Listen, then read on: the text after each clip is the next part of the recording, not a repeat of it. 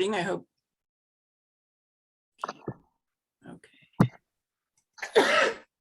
Okay. Welcome to the Zoom meeting with information about the JH Baxter soil cleanup. If everyone can make sure that they're muted, that would be appreciated so that there's no background noise going on. This meeting is hosted by Active Bethel Community and Beyond Toxics. I'm Lynn Woodridge, the ABC chair.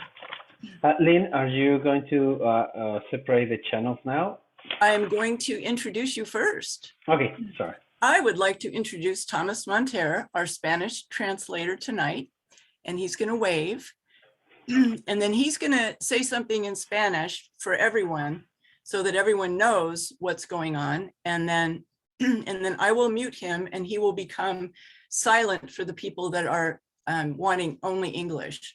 And which reminds me, everyone needs to look down at the bottom of their computer or whatever they have to find the globe icon that says interpreter, and click on that. And you have to choose, if you want English, you have to choose English. You can't just not choose anything. That's not how this works. So you have to choose English if you want English, and Spanish if you want Spanish. And then when I click on the mute, the Spanish channel will be just for the Spanish people and English will just be for the English. So that's how it works. And first, Tomas is going to say what I will be saying right after he does, if that makes sense. Okay, Tomas, you're on. Okay, para las personas que hablan español, abajo está un botón básicamente para que pueda elegir inglés y español. En ese botón usted le va a escoger español y usted va a estar escogiendo escucharme a mí. Yo voy a estar interpretando la junta en español para usted y en algún momento va a dejar de escuchar a las personas que están hablando inglés cuando puedan separar los canales para que solamente pueda recibir la información en español.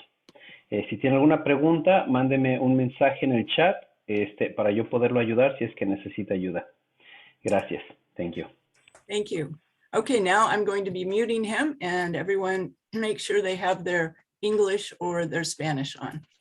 One more thing before you mute me, just to all the English speakers. So hopefully everyone has found their English channel.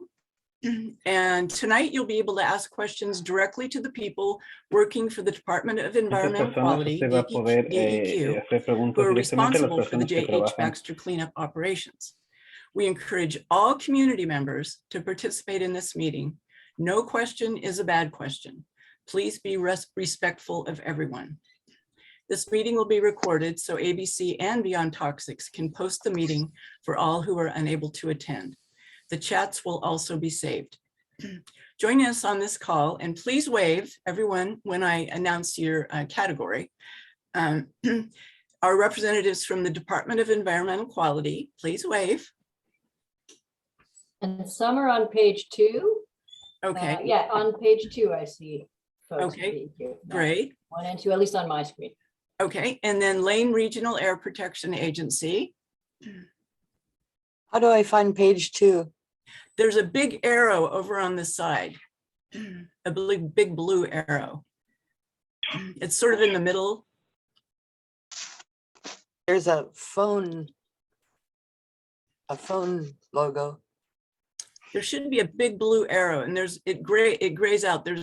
On mine, I have 3 pages, but if you look over on the right, there should be, it's in a little black box and it's an arrow and you click on that and you go to the next page. Okay, so I'm getting messages in the chat, Lynn, that folks cannot hear the Spanish channel. Huh.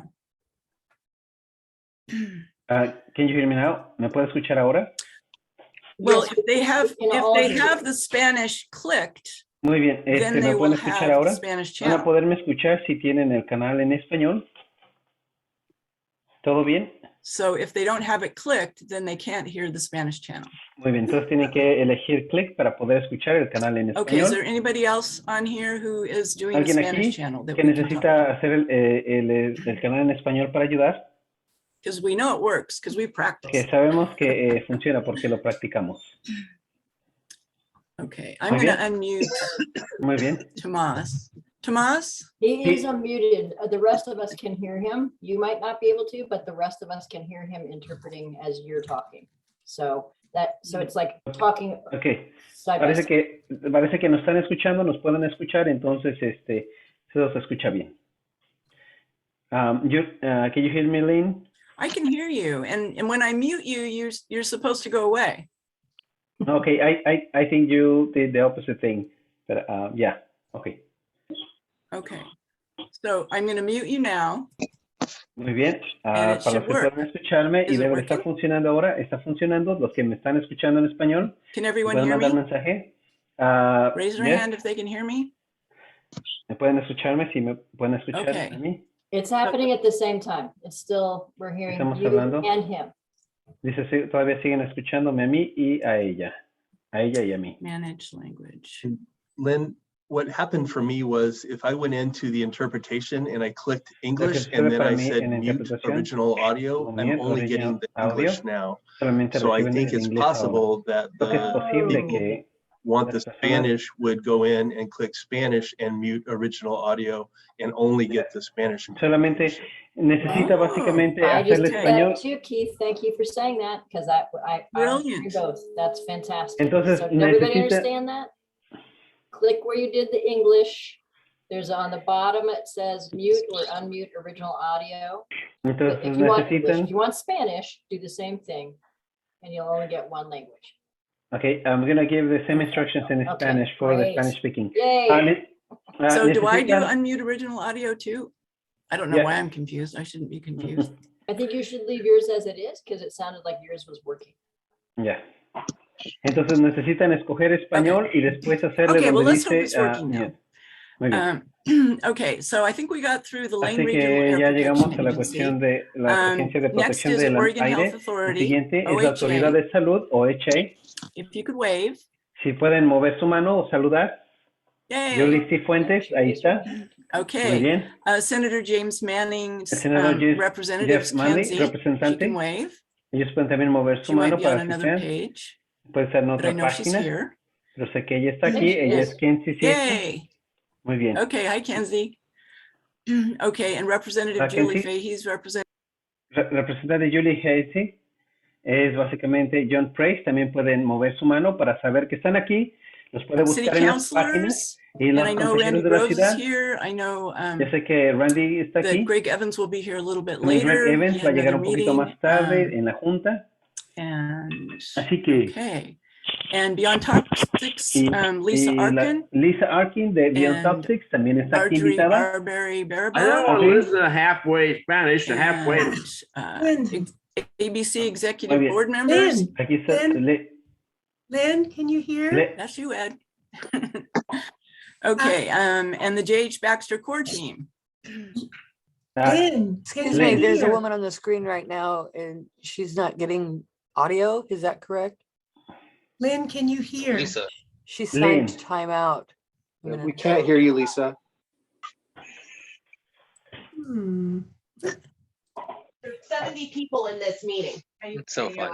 Yeah. Isn't this loads of fun? Hmm. It is. I'm enjoying it. You know, never a dull moment in our Zoom calls, right? Never a dull moment. That's for sure. Okay. Dice, nunca hay un And momento Matt Keating's aburrido. here too. Y parece que también aquí. The Mexican out of Okay, here. city councilor, he's a En los, representative of El Rap as a well. los consejeros de And la there's ciudad Lisa. también Lisa's están gonna aquí. wave. Yo sé Can que you hear us? Lisa Okay, so nos va a Lisa can hear escuchar. us. All right. Lisa nos puede And then the We escuchar. can't hear facilitator. Lisa. Is that right? Lisa, were you trying to talk to us as a co-host? Can you hear me? Dice que se nos Okay, escucha. so Ah. you've got that. Let us repeat what we said again. So go to where your channel is for either English or Spanish. Mhm. Clicked on that button. You should see at the very bottom something that says mute or unmute original. Yeah, so hit mute original audio. Entonces están dando las instrucciones Okay, para and que now puedan let's talk and básicamente. see if it's talking over. Does that work? Así que funciona. Básicamente tienen que Lisa's elegir face down español. there. Is that working for después you, Lisa? poner Or are you still hearing mute Tomas? Muy bien, aún me pueden seguir And did you escuchando. click English? Y le hicieron clic en español, And en mute. inglés. You did both. En mute. What do you Okay, do if just you're a on the minute. phone? What did you say, Ty? Unmute and say, do I say off? I don't say off. Si me está escuchando, es probable. seems crazy. Muy Ty, bien, where are you? si me pueden Unmute. escuchar, tienen que elegir para las personas que, if you, What he wrote here is interpretation has 3 options: off, which lets you hear both once, not so helpful, English or Spanish. muy bien. Yeah, Entonces, oye, and I didn't click I've never off. been on with an interpreter. It took me a minute too. ok, muy bien. Entonces, ahorita me están escuchando. Yeah. Están Okay, tratando well, de I'm going to resolver el update again. asunto. See if that makes any difference. Screenshot. And Danella's saying the Yeah. same thing. She's hearing both languages at once. So one more time, where you clicked on English, They're gonna just keep doing there this. should be on the 4th line Muy under bien. Spanish, should say mute original language or original Okay. audio. Hit that and see if that helps. For both Lisa and Danella. Muy bien. Entonces, did voy that a seguir work? hablando. Can you give us a sign? Nos pueden Sorry, everybody, and thank you all. I was going to say this a little bit later, but you know, the fun part about Zoom is stuff happens. And we just really appreciate you being patient while we get this sorted out so everybody can hear what we're saying. There's a lot of information that the agencies are going to be sharing with you tonight, and want to be sure everybody can. And keep hear. in mind that this is my very first time with an interpreter channel. So thank you for your patience. We're going to get this figured out and then we'll be experts the next time. So is it working for Danella? Is it working for You hear me you? now? It worked for Danella. We can hear Lisa now. Is it working for you now too? Yes. Yes. Okay. Oh, Okay. yay. Okay, on we go. As they Okay, say on the so- other channel, muy bueno. Can anybody tell me how to get all the pictures on the grid at once? You can't. yeah. Okay. There's an arrow that you can look at the different, Yeah. yeah. But You if you have to if you could scroll stay, through. yeah, if everyone can stay muted until it's time to talk, you know, have questions answered, that would be great. So we don't hear any background noises, you know, dogs barking and what have you. Okay, before we get started, check the name that appears on your video window. There are 3 dots somewhere in your window. Some of them are at the top right, some of them are at the bottom. And if you click on that, you can have an option to rename. So if you'd like to have your last name in there, like for instance, Robin, it's just Robin. If you'd like to have your last name in there, that would be nice for everyone to know. If you would rather not have your last name, that's okay too. But then Donna will call your name correctly when it's your turn to talk, if you would like to talk. And now look at the bottom and find the reactions icon. And you click on that and you have a lot of options for different things. You've got raise hand. If you click on raise hand to ask a question, you will have to lower it yourself. If you have one of the other icons at the top, like the clapping or the thumbs up or something, then it will automatically go down by itself. Okay, so I see some people are throwing things in the chat. Is that something that we need to address, Donna? I'm looking through, people are giving advice on where to find it. So again, where to find English, for most computers, if you go along the bottom line of your Zoom, you're going to see a little world icon. Click on that. It'll give you the option to pick English or Spanish only. And then once you've done that, go to the 4th line in that little box that pops up and hit mute original audio. Okay, and we have a phone number on here of 541-359-6354. If you could click on your 3 dots on your window. Oh, I guess you don't have that on your phone, do you? If you want to tell us, Donna can change your name. Ready? Can you try that one more time?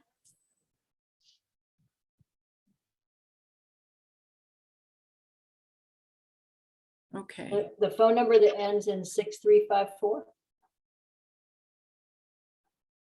Yeah, there's no mute on there, so must be having a Yeah, we can't hear you. Yeah, we can't hear you, but if, We'll call you 6354, and I'm gonna mute you for now. yeah, we'll call you your number. Okay, so if you agree with an idea, click on your reactions and the thumbs up, or you could applaud or whatever, so that you can show your reaction. I'll do everything I can to make the meeting run as smoothly, even though we're having our interpreter issues, but I'm trying. By everyone following a few rules. After the meeting is over, if you have questions that you would like to add or expand on, please send an email to bethelneighbors@gmail.com, and I'm going to put that in the chat.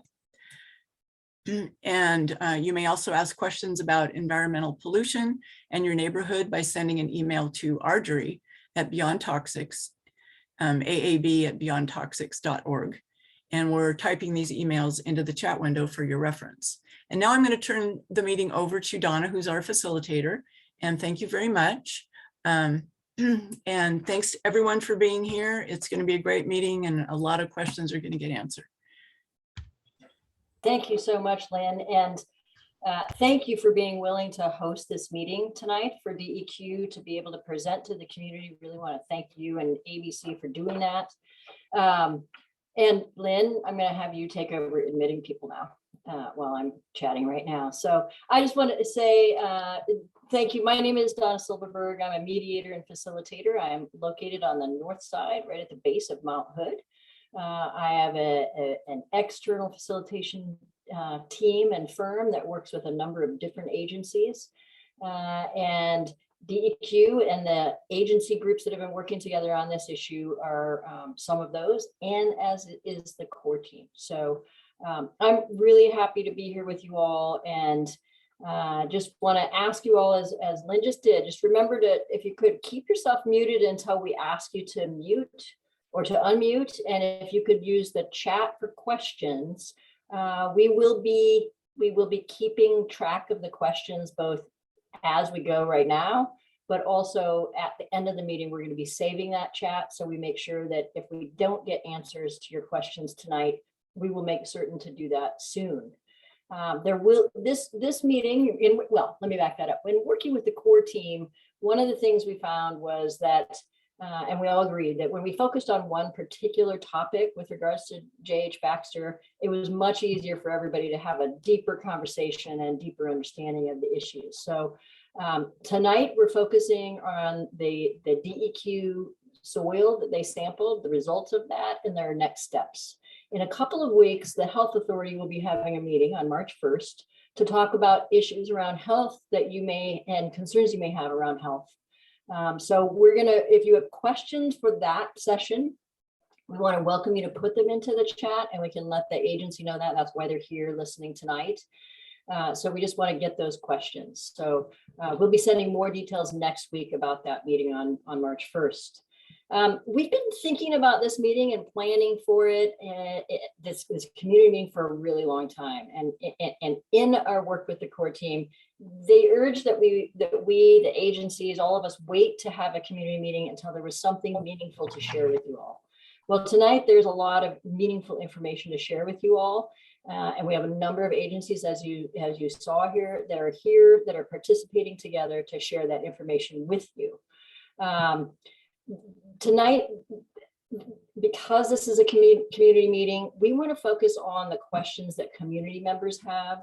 And so as the facilitator tonight, what I'd like to ask, if you have another place where you have an opportunity to ask questions of these agencies, for example, if you're on the core team, if you're a member of the press, if you're somebody who has access to the folks that you're going to be hearing from tonight, I'd like to ask you to wait until after community members have had an opportunity to ask those questions. We really want to put a priority on those questions that people who are really concerned and live in the area have for the agencies tonight.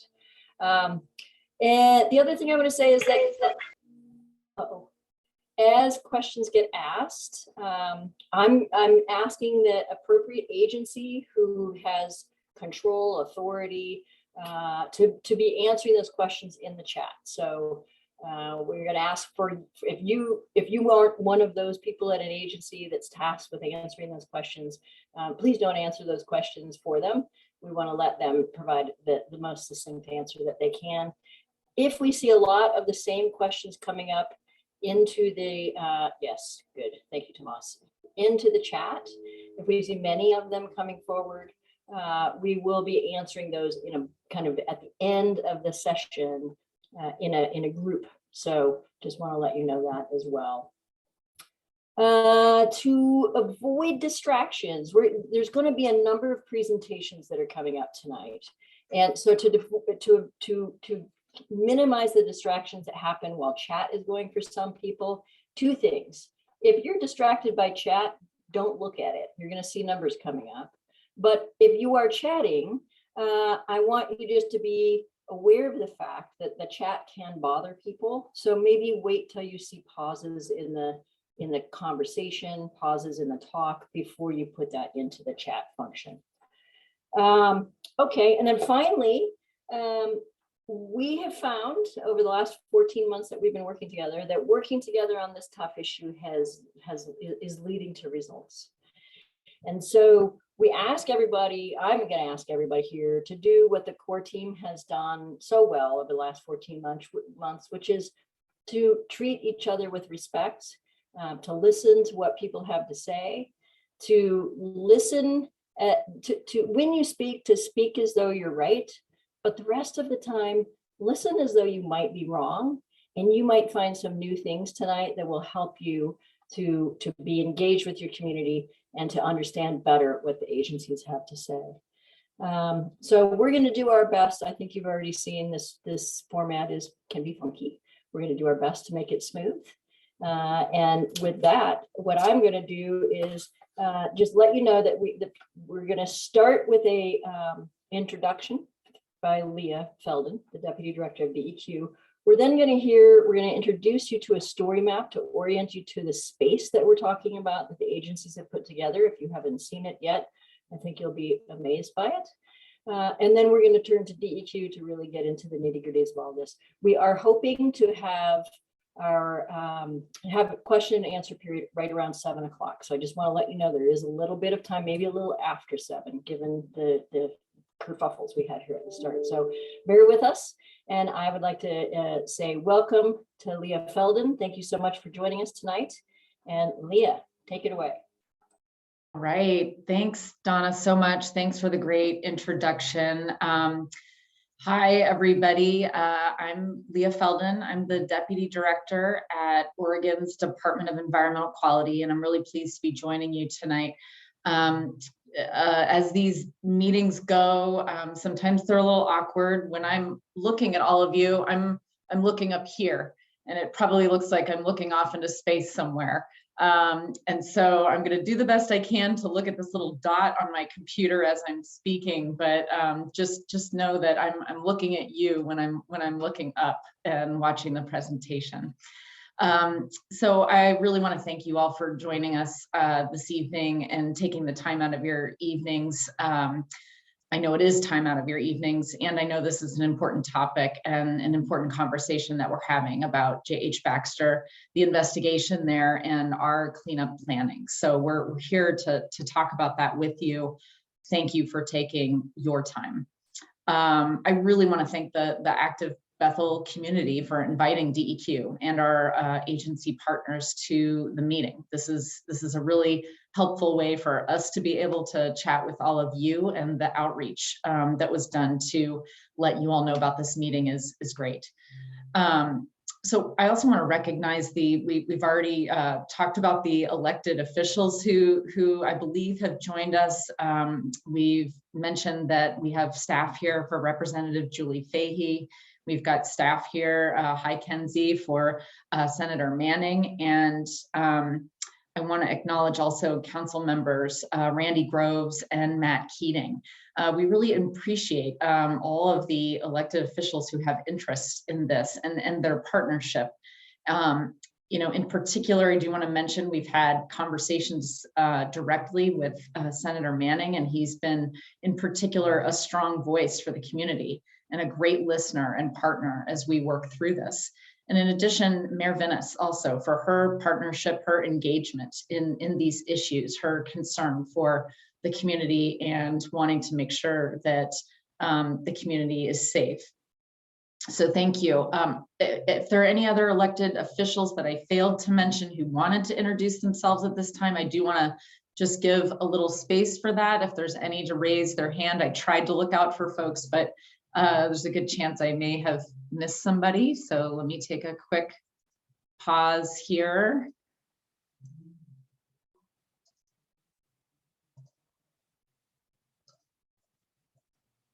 Okay, I'm going to continue then. Thanks. So DEQ's mission, for those who may not be as familiar with us, it's not only to protect Oregon's environment, which may seem obvious to our mission, but it's also really to protect Oregon communities and people and public health. And we take this charge really seriously. And we want you to know that we hear that folks are concerned and that you want timely information and that we do understand the urgency of this situation. We want you to know that. So you're going to hear a presentation about the soil sampling that we've done in your community and that investigation and how we plan to address elevated levels of dioxins that have been found in some residential properties that are in close proximity to JH Baxter. And we want you to have the same information that we have as we proceed through this investigation and through our work to clean up these properties. We want you to hear the information we have as we look at the next best steps. Our goal is to continue in the spirit of collaboration and transparency that's been guiding this investigation. That includes working with the core group that you've heard about this evening, and LRAPA, and the Oregon Health Authority, the City of Eugene, Beyond Toxics, and Active Bethel community. As you heard from Donna, there will also be a March 1st meeting focused on providing health information. So we'll be noting any health topics that come up from all of you this evening. And the Health Authority intends to take note of those and address those at that time. Tonight, we're really focused on the information that DEQ can provide about environmental findings and holding JH Baxter accountable. And I wanted to take a moment just to give a quick note on that accountability piece. We've certainly heard concerns from community members about accountability for the company. What does accountability look like?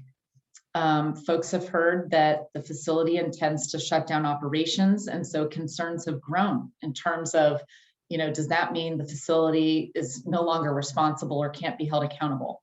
And I want to let you know that part of DEQ's job, part of our job as a state agency, is to hold people accountable that violate the environmental laws of our state. So this can generally happen through two mechanisms. One is enforcement. That's penalties, orders to change the behavior. And the other is cost recovery. And cost recovery comes in cleanup projects like this. So both of these methods are being employed with JH Baxter. There are penalties for issues that they've had at their facility that we are discussing with them right now. And through the cleanup process, there will be cost recovery efforts. So our goal with DEQ is to employ these methods, but the number one priority is to get the properties cleaned up as soon as possible. And in order to do that, DEQ is going to conduct the initial cleanup work, which you'll hear about here shortly. And then we'll seek to recover costs from the facility. This is a better route than waiting to see if the facility will clean up, if the facility will pay. We want to get out there and get working. With that, I really want to thank you all again for joining us and being part of this evening. And I'm going to hand it back to Donna so we can get going. Thanks. I muted myself. Thanks so much for being here tonight, Leah. It's really a pleasure to have you here and for you to be able to hear what folks are saying tonight, what their concerns are. So I'm now going to pass it to Travis Knudsen, who is with the Lane Regional Air Protection Agency. Travis, I don't see you yet. Susan, I see you.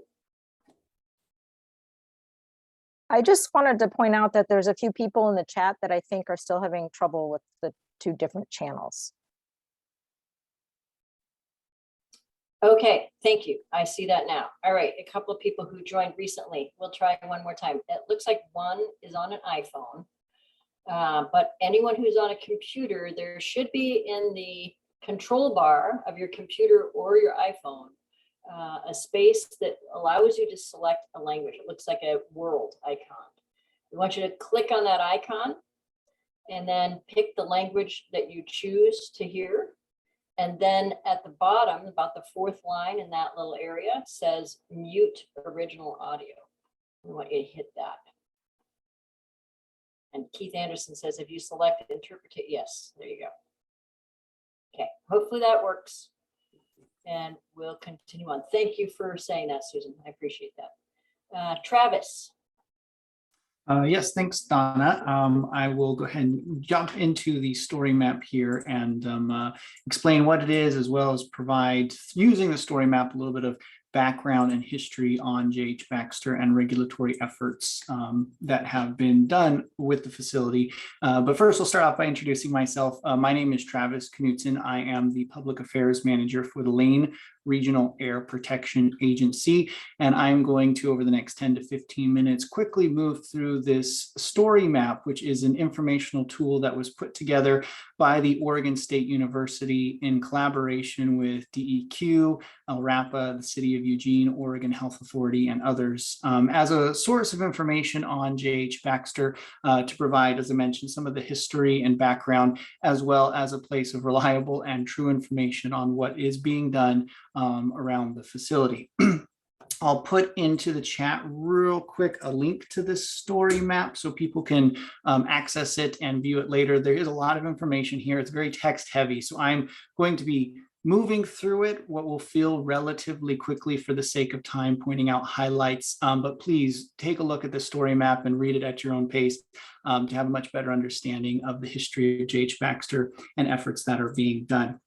So this story map here begins, and there are multiple aspects to the story map that we will walk through. But the first part of it that I think is important to mention are the guiding principles. And these guiding principles was something that myself and others who worked on the story map came together because it was important to sort of set the ship in the right direction as we were putting this together and curating this information. And those principles are pretty simple and straightforward, but I'll go through them here. It's first to tell the regulatory history of JH Baxter and involvement with the facility, to create a place where factual information that's both fair and objective can exist. We wanted to describe and capture community concerns through history and regulatory actions taken in response to those concerns, to inform community members so that they can be engaged and make decisions about their lives and their properties. We wanted to clarify the extent of collaboration between local, state, and federal agencies on this, as well as paint a more complete picture of what's taking place at JH Baxter, so that way the community can have an understanding of what our complex process is at the business in their neighborhood. So the story map starts off with this map here that shows where JH Baxter is. I'm sure many of us know where the facility is located, but some who come across this might not. So that is there and describes a bit of the history of JH Baxter. We included these satellite pictures as well that you can click through over time to show the growth of JH Baxter and the community around it. And this was an important detail to capture because it does create an environmental justice issue that we do face here today, which essentially is having heavy industry zoned next to low density residential.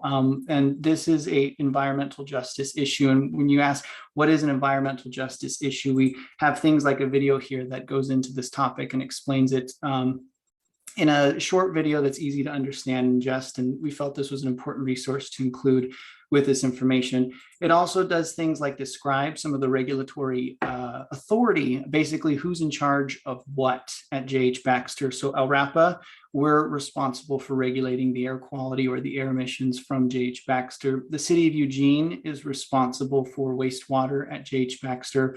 And then DEQ has multiple aspects to the agency, which handles water quality, ground quality, and hazardous waste at JH Baxter and that authority.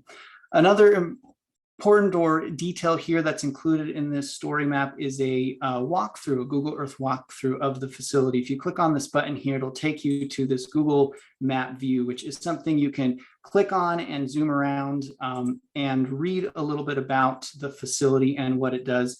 It has information and details about some of the processes that the facility undergoes and what certain things you might see when you look at the facility. There's a fly through where you can click and it'll zoom on in to a particular part of the property and explain what this item may be, all an effort to provide more information that doesn't exist in any format up until this point. And we felt that providing this information is an important detail so the community can understand what is happening or what are the processes that take place on the facility.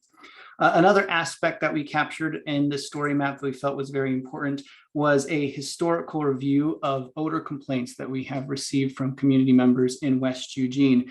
Submitting air quality complaints to LRAPA is one of the tools available to the community to point our regulatory efforts, whether that's through inspections or closer review of facilities. And you can see here on this loop, this video as it loops, the progression of odor complaints over time, which were at their greatest in the mid-2000s. And this is helpful because it allows, shows an understanding or describes what LRAPA has done in response to odor complaints throughout the years to reduce some of those odors. We also captured community advocacy because, again, the community has done a great job telling LRAPA that they're experiencing odors or other impacts from the facility, and advocacy groups like Beyond Toxics and Active Bethel Community have played a large role in advocating for the community and assuring that regulators are aware of JH Baxter's facility. There have been public health consultations that were conducted by the Oregon Health Authority, and this section here goes into some of those public health consultations and cancer investigations, which OHA will have a broader presentation on March 1st to talk about some of these issues, but it is here and available to you for you to read through. The next portion of this ArcGIS story map, it goes into sources of pollution, and it begins with air emissions. And this talks about some of the pollutants that come out of JH Baxter, particularly 3 substances that they use to treat wood, which is creosote, pentachlorophenol or PCP, and ACZA, which is ammoniated copper zinc arsenic. And these are considered hazardous air pollutants and are regulated emissions or substances, pollutants that are regulated by LRAPA. And these are essentially a complex mix of chemicals that are considered polycyclic aromatic hydrocarbons. And in response to community complaints of odors in 2005 and 2006, or prior to that, LRAPA conducted ambient air sampling around JH Baxter. And from that sampling, it was identified that naphthalene was the only hazardous air pollutant recorded above DEQ's toxic ambient benchmark for this monitoring. And then what took place after that was OHA did a public health consultation looking at the health effects of that naphthalene. And that also allowed LRAPA the community complaints allowed LRAPA to enter a best work practice agreement with the facility with JH Baxter, which was a voluntary agreement from JH Baxter that they entered into. And what this did is it allowed LRAPA to require JH Baxter to make changes to the facility, such as installing new pollution control equipment, adding additives to their processes to reduce odors and make other changes, which was something that was seen from 2005 to more recently, where odor complaints have been diminished compared to what they were in the mid-2000s. Another aspect in the story map details is soil contamination. It describes some of the elevated levels of arsenic, the PHHs, dioxins, and furans on the facility. It describes more in detail what some of these are and some of the efforts that have been done to correct these issues. And we also have things like this map here. Now, what you're seeing is actually the 2020 soil sampling that was done. There have been 2 rounds of soil sampling that DEQ will get into more detail here in just a little bit. But the first round took place in 2020, and it was in these areas of right of way that is around the facility. And this initial soil sampling is where dioxins were first discovered and is what sort of caused the regulatory entities to look a little bit more closely at what's going on. And this is what led into more recent soil sampling that was done in 2021 and is essentially the topic of tonight's meeting, which DEQ will get much more into detail here in just a little bit. There's also some details here about Train Song Park, which will also be discussed. Groundwater contamination is another source of pollution from JH Baxter. And this describes efforts that JH Baxter has taken to address this problem, such as installing a groundwater filter and a groundwater treatment system. And over time, what this has done has improved some of the groundwater contamination from the facility. So this graphic you look at here, this is showing pentachlorophenol or PCP in shallow groundwater, which is about 10 to 30 feet below the surface of the earth. And this is what that plume of PCP contamination in 2001 looked like. But because of efforts taken by JH Baxter in the installation of the groundwater plumes to 2015, that plume has shrunk.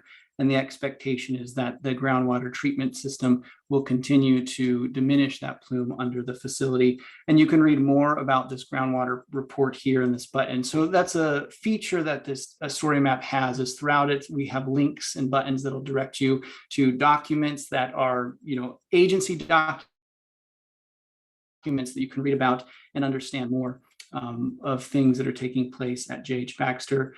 Hazardous waste is another source of pollution from JH Baxter, and that stems from their wood treatment operations, particularly the PCP, creosote, and their ACZA.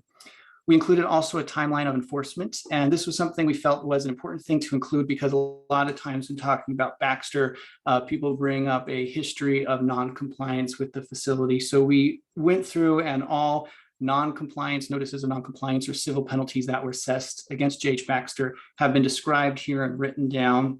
Any fines that have been assessed have been captured here as well. So we felt it was important to include a single source of information that people can review and access because there was a lot of questions about this and not a bunch of great sources of information all centered in one place so the community can find. And then the ending portions of the story map, it starts to talk about what is being done. And there's a little section here that describes health risk or what a health risk assessment is. It has some videos that talk about risk and health risk to provide some background knowledge because health risk can be a really complicated topic. And so this background information is helpful to have a better understanding of what entities like OHA will be doing with their health risk assessments or even air health risk assessments, such as the Clean Air Oregon program, which is mentioned here in this section as well. I won't go into too much depth, but Clean Air Oregon is essentially a program that is new to the state of Oregon, and in Lane County, Aromatic is responsible for administering. And what this does is it conducts a health risk assessment of potential emissions or a potential health risk assessment of emissions from any facility that's in the program. JH Baxter was one of the first 5 facilities that LRAPA called into the program when this began back in 2019. So it describes how the program works, how an emissions inventory, basically a collection of emissions coming from the facility, is quantified and written down into a list. So that way the potential health risk of those emissions can be conducted.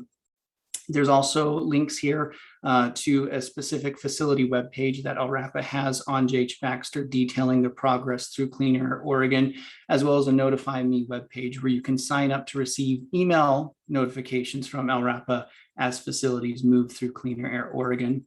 There's also information here about soil sampling and cleanup by DEQ, which I won't spend too much time going through because that's what we'll be talking about here today.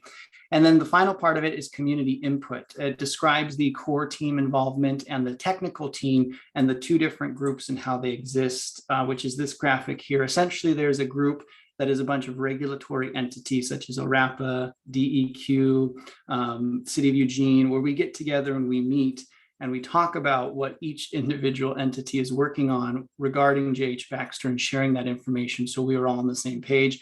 And then there's also another group called the Community Core Team, and this is where we bring that information to the core team. They ask questions, they express concerns, they provide recommendations, and we take that feedback and try to meet those expectations as best as we can. And this section describes that relationship a little bit more. There's also a button here that'll take you to a DEQ webpage that has the notes from those meetings. So if you are curious of seeing what some of those discussions have been with the core team, you click on this button and you can see the meeting notes from all of the meetings we've had, which have started in December 2020 and have been taking place about every 5 to 7 weeks since then. And then the final section here is how you might get involved. Links to ORAPA's Cleaner Air Oregon, our air quality complaints line as well as connecting to Beyond Toxics and the ABC Neighborhood Association. So I'll put this link into the chat one more time for that story map. It's a great resource, and I really hope that you take the opportunity to read through it. You'll learn a lot. And of course, share this with whoever you may have a conversation with who has questions about JH Baxter. And with that, I'll send it back over to Donna. Okay, great. Thank you so much for that, Travis. We really appreciate it. And hopefully everybody can grab that link out of the chat where you just posted that, so you can look at that on your own time, some other time. But I think you can see it. It is quite a story that everyone's talking about here tonight. I'm now going to pass this over to Susan Turnblom, who is the project manager for what's going on at JH Baxter from Oregon DEQ. And I will share my screen and run your slides. Okay. Thank you, Donna, and thank you everyone for being here tonight. My name is Susan Turnblom. I am the DEQ project manager for the JH Baxter cleanup site. And one of the main purposes of this meeting is to share with you all the sampling results that we collected from the sampling event that took place late last year, and the results came in earlier this year, last month. Next, please. 7 residential yards were sampled, and one in fall, and 1 was sampled in December, and for a total of 8 residential yards that were sampled last year. 6 background locations were sampled last fall, and 1 was sampled in December. And we collect the background samples as a means of comparing the site samples with. And 2 samples were also collected from on the JH Baxter property, from the northern edge of the property. Next. And how did we decide where to collect the samples? Travis showed a similar map of the neighborhood, and it shows the airflow that's been added. We used the Lane Regional Air Protection Agency's predominant wind pattern analysis to determine where we wanted to sample. And as you can see, the wind blows mostly to the north and the south. And we focused, of course, on the north because that's where the residences are. That's where your homes are. Let's see, I wanted to point out where Roosevelt Boulevard was, which is going across there to help orient people because the map is a little bit fuzzy. And Elmira Road is across the top going through the top there. Yes, thank you, Donna. And West First Avenue is down at the, for this southern portion of the slide. The next slide shows a close-up of the center of the wind pattern, showing in orange what's predicted to be the potentially highest concentrations. And the facility is located where you see the number 50 down there. And Baxter Street is running up north and south, kind of out of the middle of that. And to the east is La Casa Street with the bend in it. And to the right is Elva Park Drive. And this is the residential area that our investigation focused on, as we think it is the most likely area to be impacted by potential offsite contamination. Next. Travis mentioned the preservative solutions that are being used or were being used by the JH Baxter facility, and that helped us focus the contaminants we were looking for in the soil samples. We sampled for the metals arsenic, chromium, copper, and zinc. And all of the sample concentrations detected in yard samples were below background concentrations. DEQ has established regional background concentrations, and for arsenic, it's 18 milligrams per kilogram, and the maximum detected in people's yards was 10. The background concentration for chromium is 100 milligrams per kilogram, and the maximum detected was 39.5. The background concentration for copper is 140 milligrams per kilogram, and the maximum detected in yards was 47.4. The background concentration for zinc is 200 milligrams per kilogram, and the maximum detected was 122.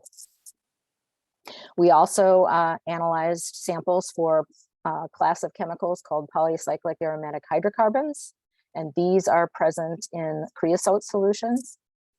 And everything that was detected was below DEQ's health-based cleanup levels. And for one of the PAHs, benzoate pyrene, 0.11 milligram per kilogram is the health-based level. And the maximum detected in yards was 0.0225 milligrams per kilogram, which is almost 10 times lower than the health-based level. Next slide, please. We also sampled for pentachlorophenol, and the detections, well, actually all of the samples were non-detect. Our health-based level is 1 milligram per kilogram for residential properties. We also sampled for a class of chemicals called dioxins and furans, and this is why we're all here this evening. 7 out of 8 yards that were sampled had elevated levels of dioxins in them. And this is a concern for us. We are worried about the people who live and play in those yards. Next slide, please. Here are the locations for the background samples that were collected.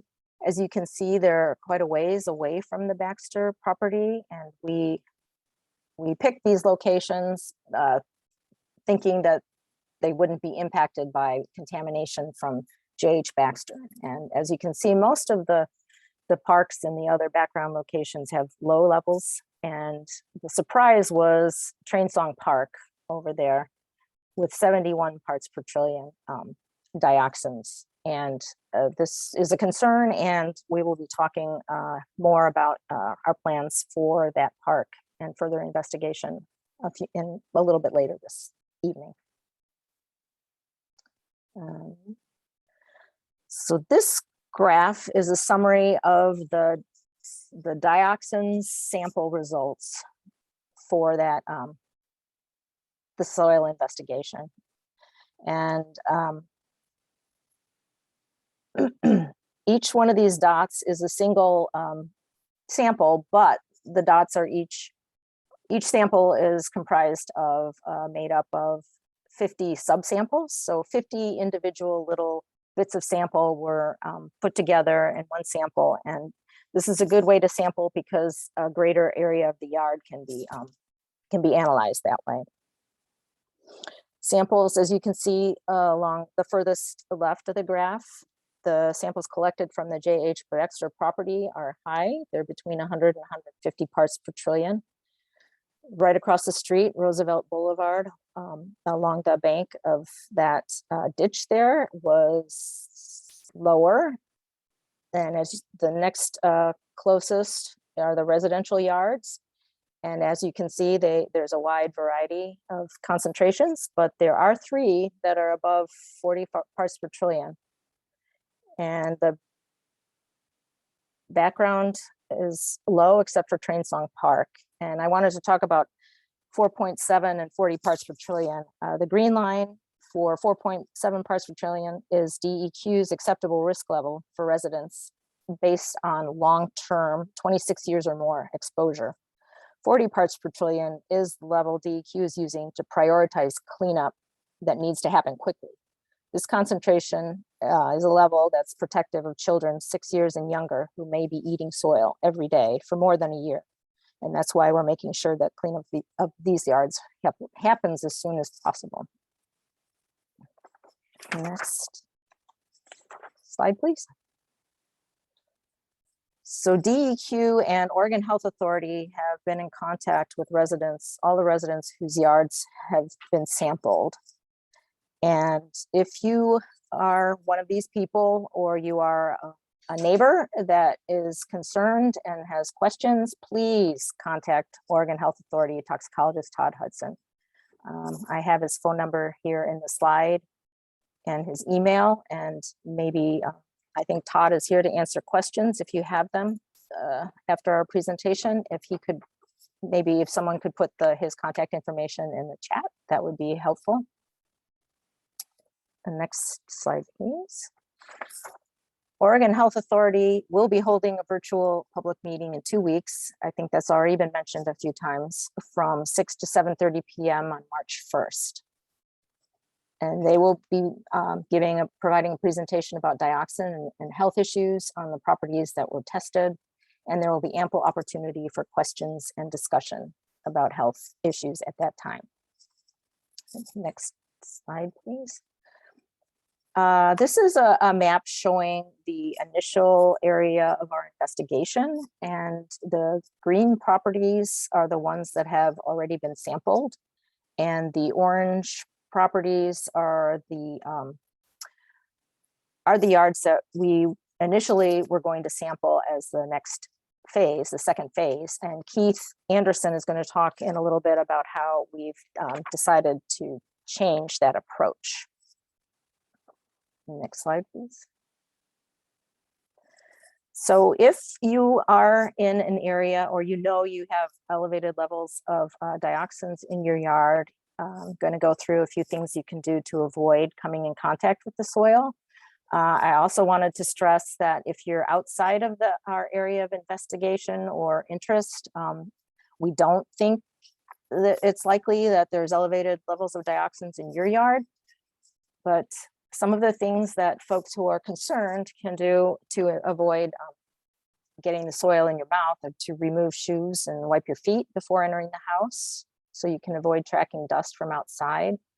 Wipe visible dirt off the pets before letting them into your home, and washing your hands with soap and water right after doing landscaping or gardening, even if you use gloves. Soil does have a way of finding its way into the house as dust, and some indoor cleaning methods can help reduce that, such as damp mopping the floors instead of sweeping, and using vacuum cleaners with HEPA filters. Contact with soil is less likely when using areas with landscape covering above the soil, and this includes things like sandboxes, wood chips, a grass lawn, and gravel.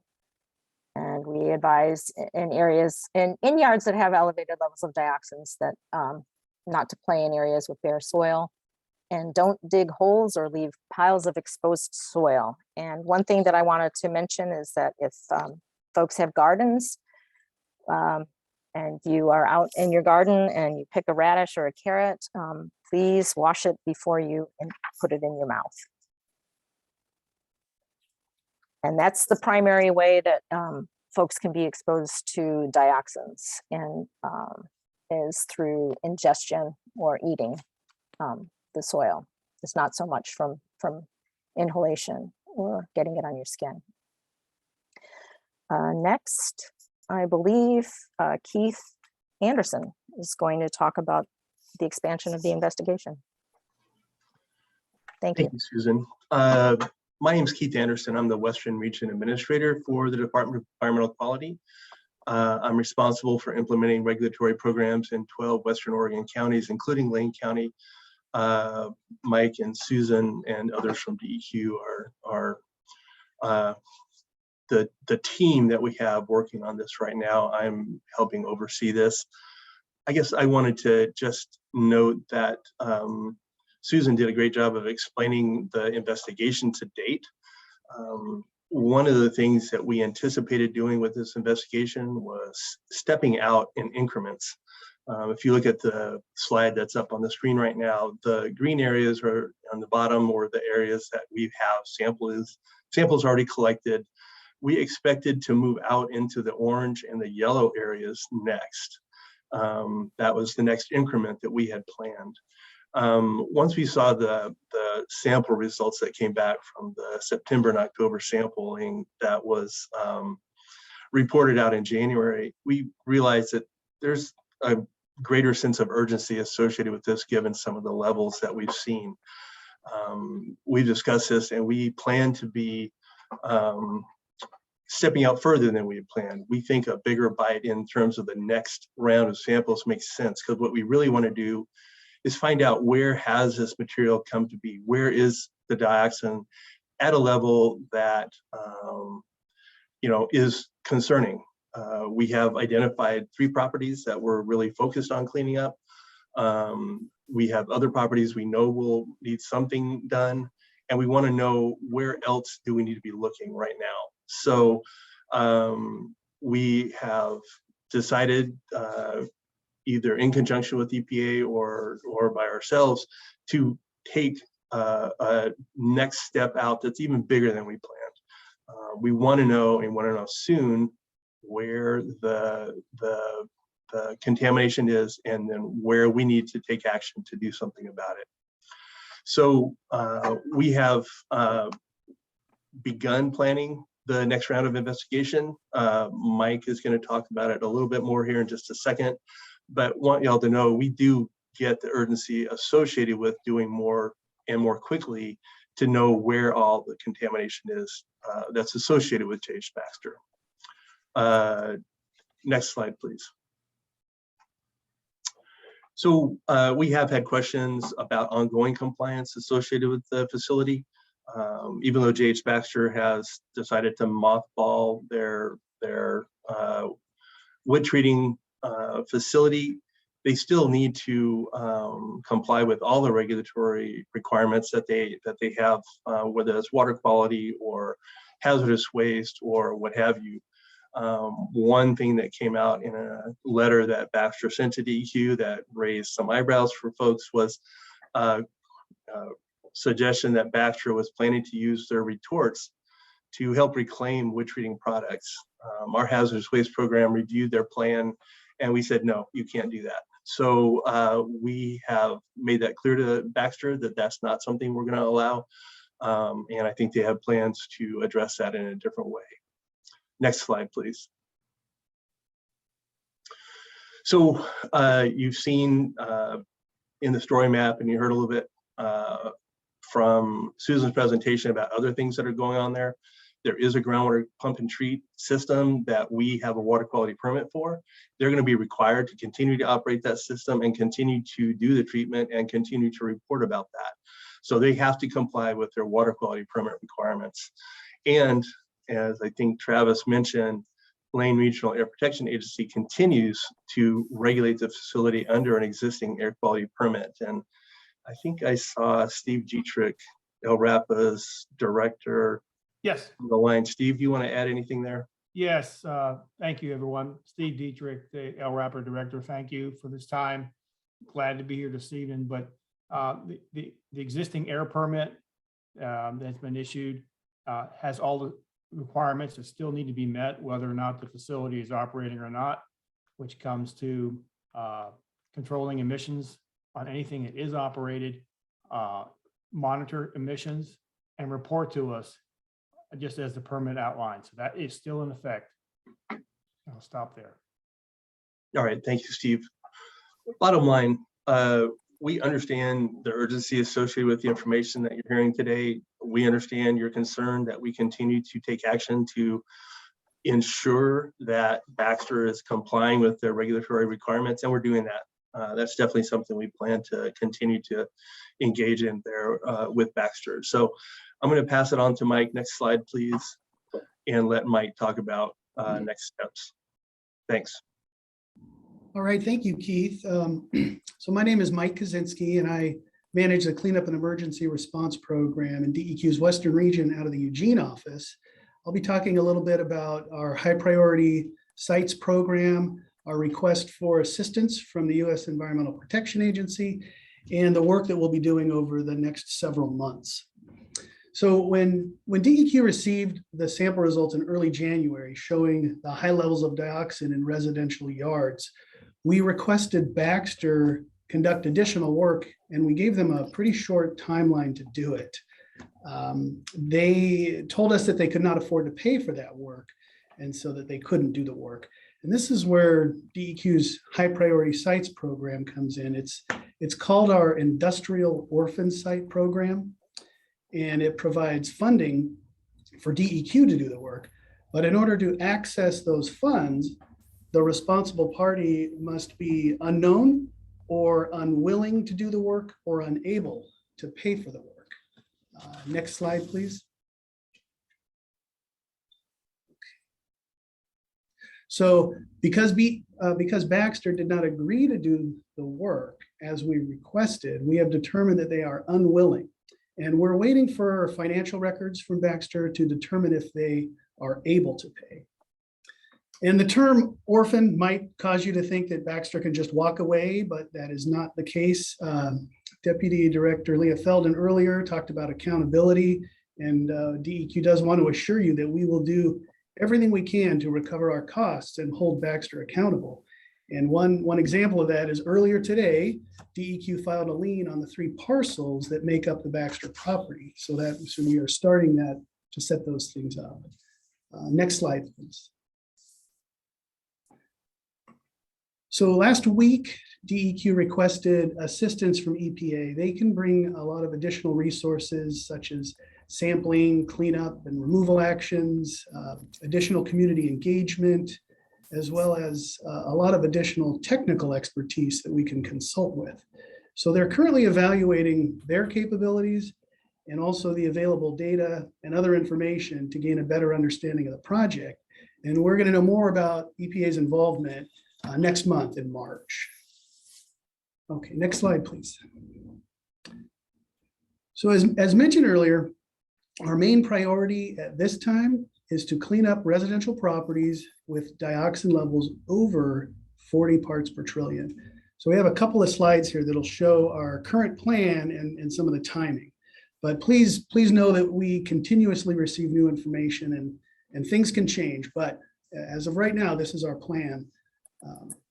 And first, I want to let you know that our target for completing the cleanups is June 30th. And this is the same timeline that we gave to Baxter in January. So we felt it was important to meet that same timeline. So from now through May, we are engaging with our contractor and we're coordinating with EPA as we develop a work plan for additional sampling. We plan to also do some sampling during this time period as well, and we will be developing a work plan for the cleanup and the removal of the contaminated soil. Next slide, please. In the months of May and June, we will be conducting the actual cleanup and removal activities at the residential properties with dioxin levels over 40 parts per trillion. And we do understand that as we do more sampling, results might show that there are more properties with dioxin levels over 40 parts per trillion, and those properties will be prioritized for cleanup. So again, our target for completing the cleanups is June 30th. And then once we've addressed the properties with dioxin levels over 40 parts per trillion, we will turn our focus to the properties where dioxin levels between 4.7 and 40 4.7 parts per trillion and 40 parts per trillion, and determine what the next steps are for those properties. Next slide, please. So Oregon Health Authority, they have been evaluating sample results and providing consultation to DEQ regarding health risks throughout this project, and they're going to continue to do that. And also the coordinated technical and community engagement efforts that were spoken about throughout this presentation. They've been going on for over 1.5 years now, and those are going to continue as well. Next slide. So as Susan mentioned earlier, we were not expecting the 71 parts per trillion results at Train Song Park. And after we received those results, we had some meetings with the city and with Oregon Health Authority, discussing the results and the risks to park users. Initially, the city closed the park out of an abundance of caution to protect the park users. And as more information became available, the city reopened parts of the park, including the skate park, basketball court, and play structure area, as the risk of contact with bare soil is minimized in these areas due to the ground cover. So DEQ, we're going to be doing some more sampling at the park, and we will also try to identify potential sources of the dioxin contamination. The image on the screen right now is the sampling area that had that result of 71 parts per trillion. And earlier, Susan talked about the individual subsamples, and those are represented by each of the 50 numbered points within that yellow boundary. And so those 50 subsamples are then combined into one sample that's sent to the lab for analysis. So we don't know if there were 1 or 2 subsamples that were really high and all the rest were really low, or if the entire area is contaminated. Next slide, please. So what DEQ is planning to do is we're looking at smaller sampling areas throughout the parks. So there's 10 in total that are outlined in the color boundaries on this map here. And this will give us a better understanding of dioxin contamination throughout the park. Sampling is scheduled to take place within the next 2 weeks, and we anticipate receiving lab results back in April. So we have been hearing from a lot of neighbors of Tradesong Park about sampling their properties. And kind of similar to what Keith said earlier about how we start where we know the contamination is, and that's in the park, and then we work our way out from there as needed. So the sample results may show that we need to sample further out into surrounding properties. It may not, it just depends. And so we will know what the next steps are in April after we receive the results from the lab, and then we will provide those updates as soon as possible to you. Next slide, please. So as we move forward with our sampling, DEQ will be reaching out to residents and property owners of the properties that we want to sample. And if DEQ does not contact you, I want to make sure you have these resources available where you can get more information. So we've received many calls and emails with questions, and based on those questions, we developed a frequently asked questions document that is located on the webpage here on the screen. It's a great starting point if you have questions. And if there's a question that's not covered in that document, please email or call us at the phone number and the email provided here. So we also showed Todd Hudson's contact information before. I think it was put in the chat. Here it is again. And I know there have been a lot of questions in the chat. Please keep your questions coming. We will answer questions later this evening. And if we run out of time, we will get back to you with answers. And some will be answered at the Oregon Health Authority meeting on March 1st from 6 to 7:30. That's all I have for tonight. So thank you for your time. I'm going to hand this back to DEQ Deputy Director Leah Felden for some closing remarks. All right. Thank you, Mike. And thanks to all the presenters we just had, Travis from El Rapa and Susan, Keith, and Mike from DEQ. Really good information. And I know there are still a lot of questions out there. I know they're coming in the chat, and I know some of you are holding them and we're going to have some room and time for that. The information is great. And of course it sparks even more questions than you may have had before. We understand that.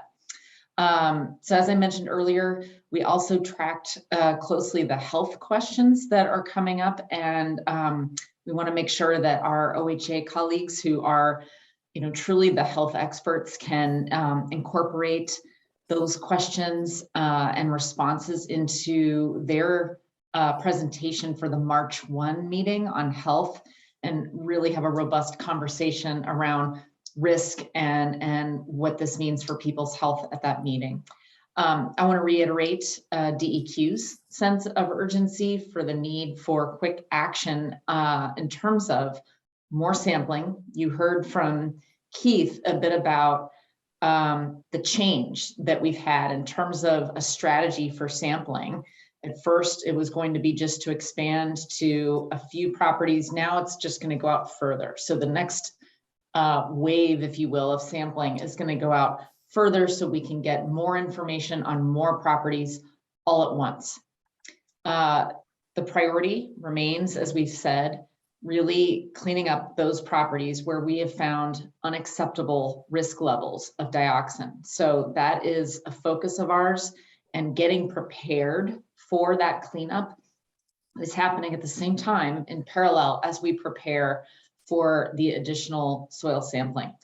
And as mentioned, we will continue our efforts with all of our tools in the toolbox that the agency has in terms of holding a company accountable. We understand why that's important, and it's important to us as well.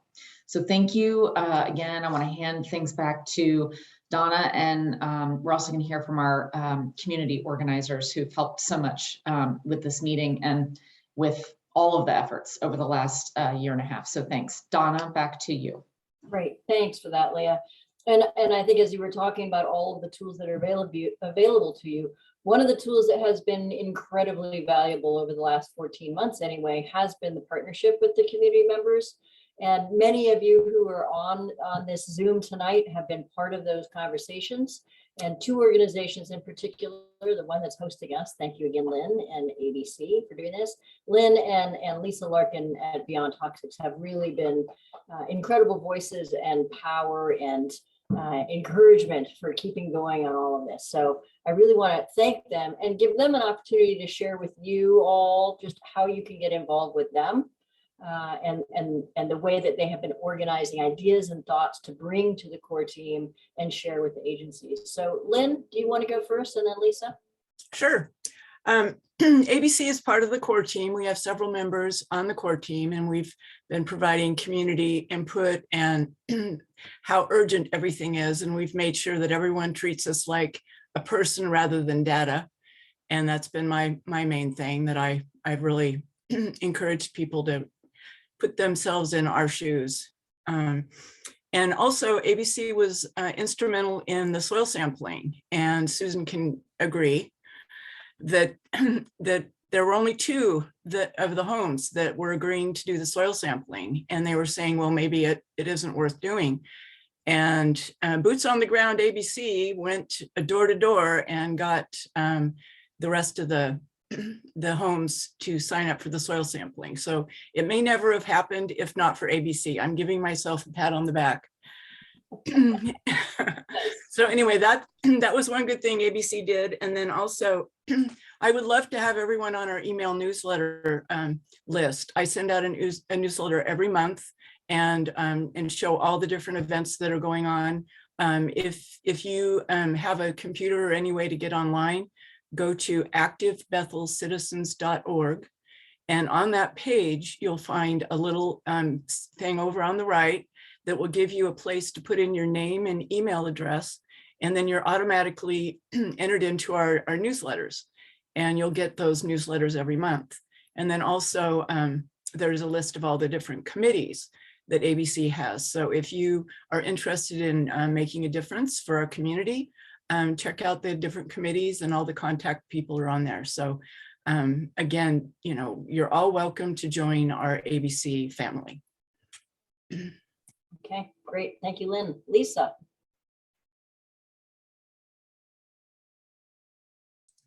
Thank you so much. I'm really glad we're partnering with ABC and DEQ to host this community meeting tonight. Again, I'm Lisa Larkin, Executive Director of Beyond Toxics. And this organization, if you're not familiar with Beyond Toxics, stands for the principles of environmental justice, holding polluters accountable, and especially for your community right to know if your air is safe to breathe and if your playgrounds are safe to play in. So we've been fighting for clean air in Bethel community for over 16 years. And community engagement is really at the heart of our purpose as an organization. And we educate the public, we present clear and accurate information, and we make sure that impacted people are involved in the decision making. And I just want to share that throughout the years, Beyond Toxics has partnered with the DEQ to identify and clean up toxic pollution in Bethel and Train Song, starting with protecting residents from toxic fumes that were coming up through the soil from the groundwater pollution associated with the Union Pacific rail yard.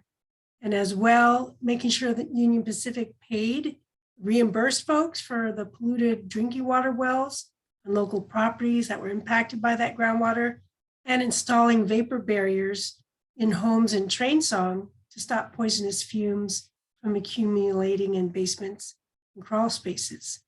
And over the past 2 years, we've been partnering to contribute to the formation of the JH Baxter core team, like we've been talking about tonight, And I just want to say this is a really unique and collaborative endeavor that has brought environmental protection regulators together with knowledgeable community advocates.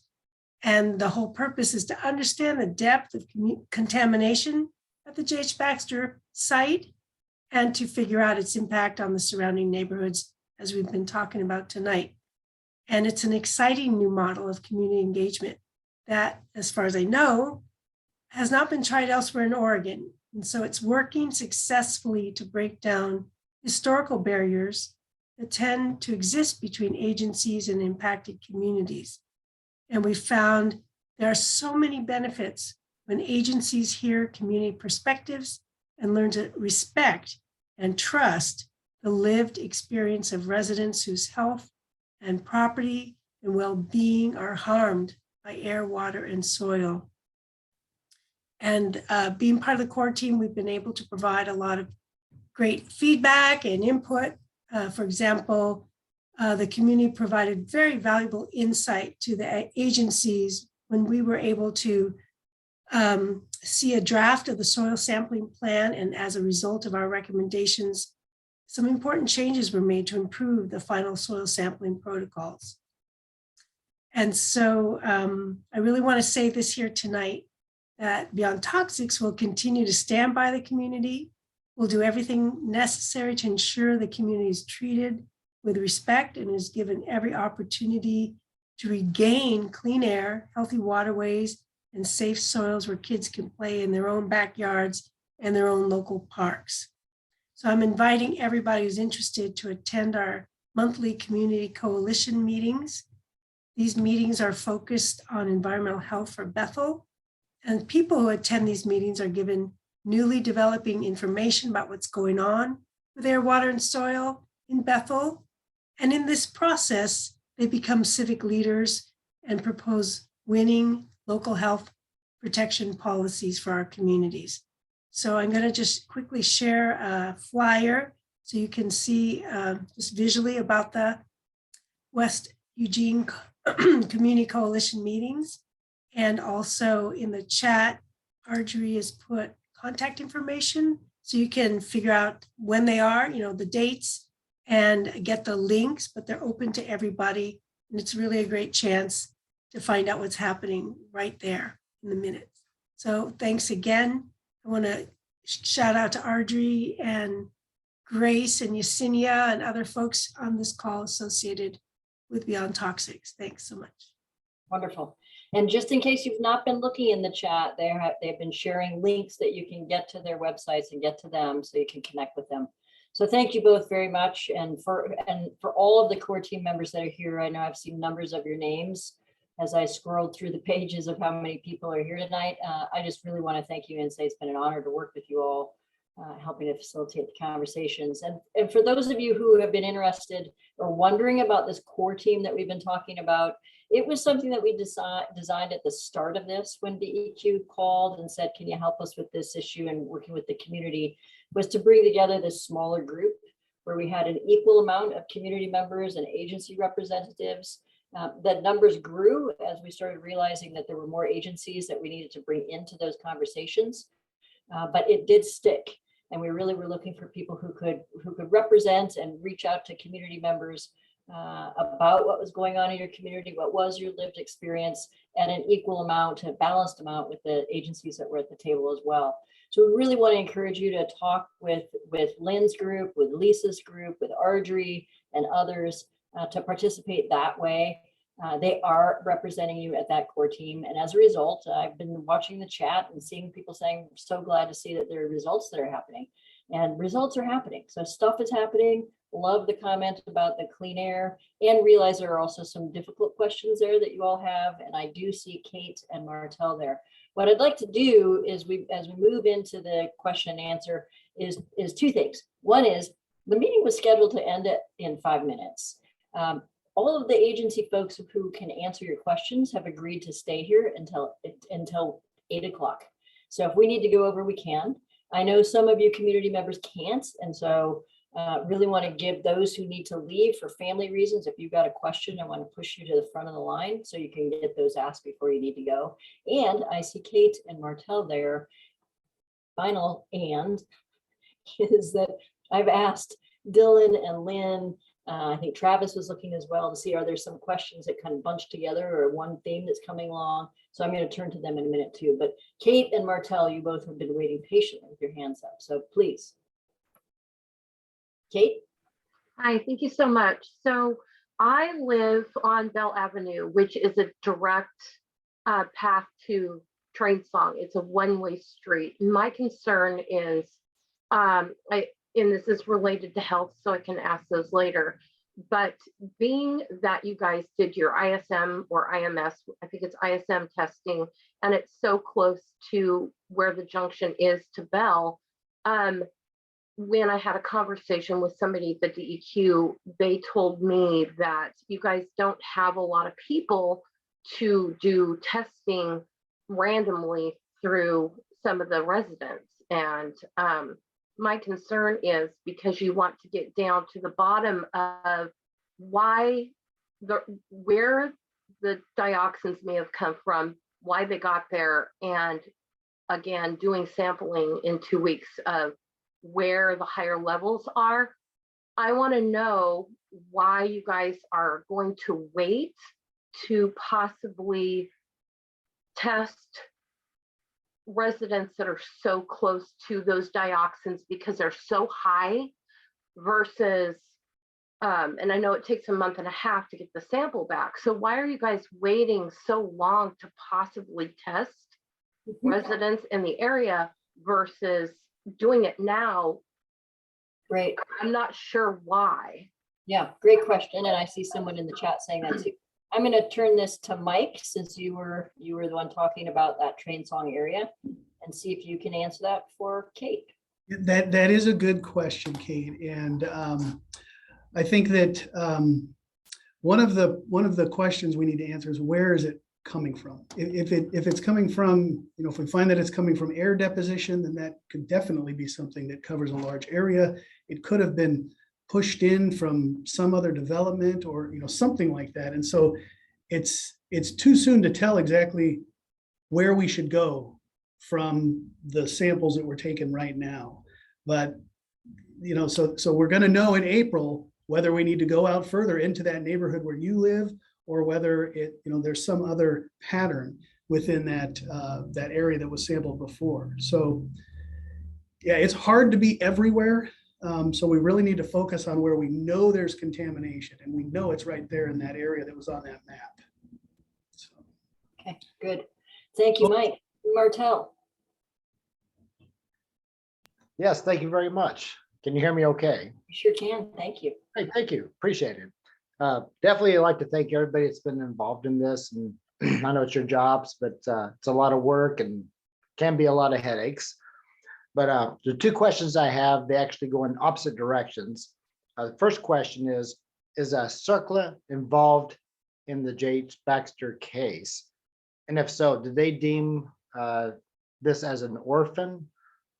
And we now have no one responsible, and now we're taking it at a state or city level for financial obligations for cleanup. I think the other thing is too, we talked about soil samples that we have and the data from that. And how about airborne transmission contaminations for structures, trees, etc. And where do we go from there? That's it.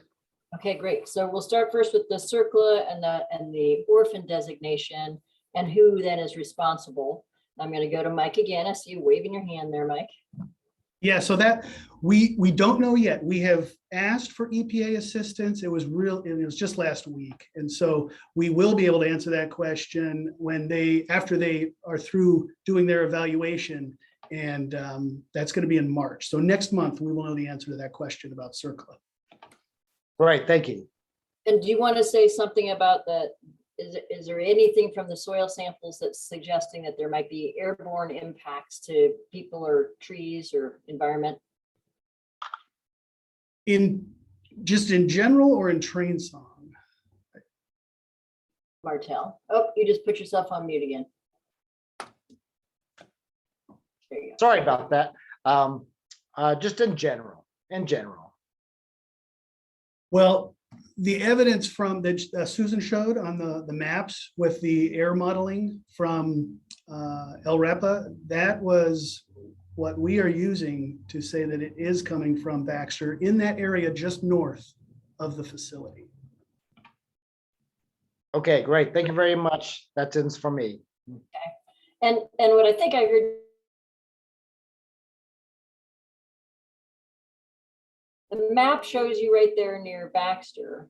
You were surprised by train song, and that's why you're trying to do some more investigation and evidence seeking, if you will, over at train song. Yeah, I'm seeing nods. I'm seeing Mike and Keith nodding their heads. Keith, do you want to add anything there?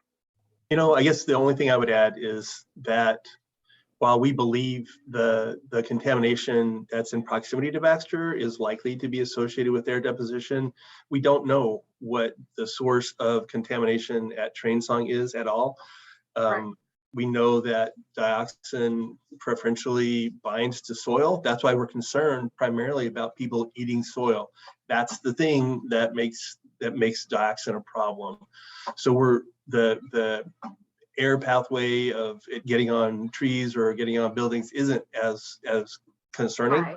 Right. And I think that the Train Song thing, we need more information to know what's next on that. So we don't know a source for Train Song. We have a pretty good, very clear picture of what the source may be at JH Baxter. We're taking action to ensure we move quickly in the Baxter area, and we're trying to get more information simultaneously about Train Song. So while the information that Kate was describing is accurate, we don't have people that can be everywhere immediately. We're trying to prioritize where we know there's contamination, and then we're trying to quickly get as much information as we can in other areas of concern. Okay, that makes sense. Thank you very much. Okay, good.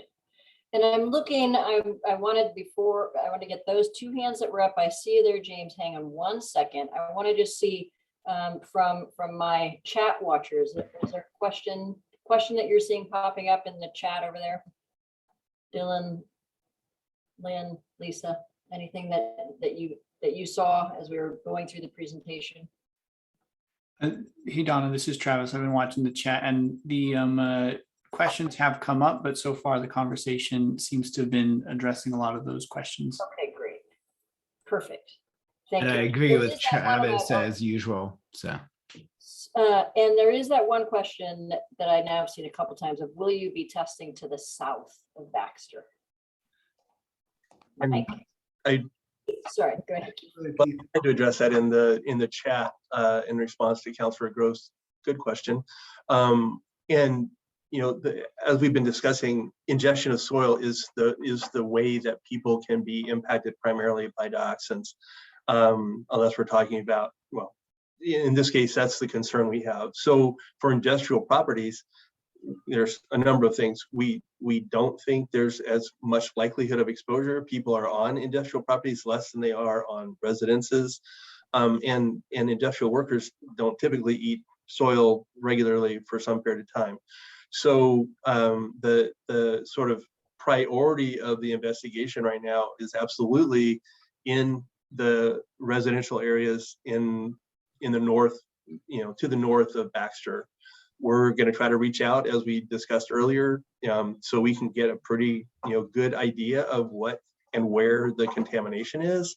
And that means that we're definitely not prioritizing looking to the south.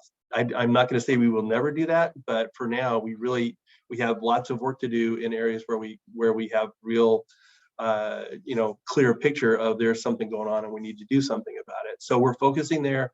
Not going to, you know, say we'll never look south. We are cleaning up or requiring Baxter to clean up on their property as well. So, you know, just to be clear, we're trying to focus and prioritize where people are at risk in residential areas. And that's where we think the highest concern is, and that's where we have the sense of urgency. Okay. And there are some answers to questions about the south the questions about weather going south and north, that edge at the north.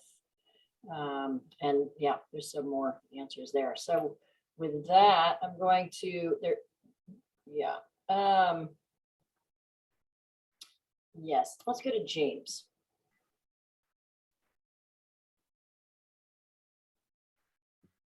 All right, can you hear me? I can, thank you. Welcome, James. So I got two questions that I'm not sure if this is for LaRapa or for the DEQ, so I'm just going to ask the first one. Maybe it's LaRapa. Is there an air monitoring station anywhere close to JH Baxter at all? Or maybe, yeah, I don't know. I can answer that one. The closest air monitoring station we have is off of Highway 99 in Elmira. It's about a half mile or so from JH Baxter. So there's nothing anywhere near Train Song or anywhere in that.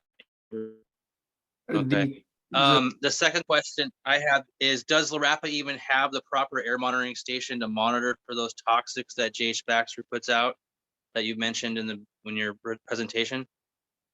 The air monitor that's off of Highway 9 in Elmira is an air toxics monitor. So it looks for those hazardous air pollutants, which we discussed earlier.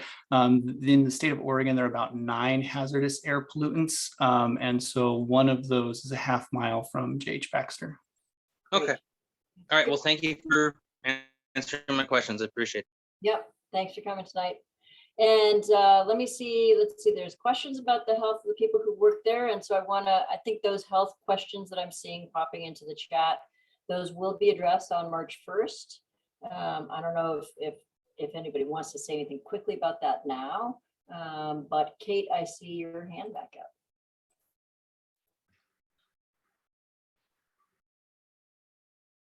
Go ahead, Kate. Okay, can you hear me? Yes, you can. Okay, so a couple of questions that I thought of. I was one of the recipients of the letter from the attorney, and I've seen in some of the chatting that we should be contacting the attorney. What does the attorney have to do with this situation? Are they, what do we do as a resident with that information that we were given? I'm a little bit confused by that. Yeah, that's a great question. And just want to make sure that well, I want to let the agency respond to that, because the answer to that, to connect with the attorney, I'm not sure who that was. It was a random response there. So I don't know whose name that was. Keith, go ahead. I see you with your microphone open. And I have one more question as well. Okay, thanks, Kate. So Kate, the attorney letter that you received has nothing to do with any of the agency regulatory actions related to the facility. That's something that if you have questions about, what the attorney's up to or interested in, you'll have to actually contact the attorney. We have our own tools, as Mike was describing and Leah mentioned, to engage with Baxter to make sure that they're complying with regulatory requirements and cleaning up their mess. That's what we're focused on, and we don't have a relationship and don't have an opinion on what the story is with the attorney letters that you got. Okay. All right, thank you. And my second question was, dioxins can be in the air, although they are in the soil. A lot of people around this area during the summertime, which is a concern, don't have green grass.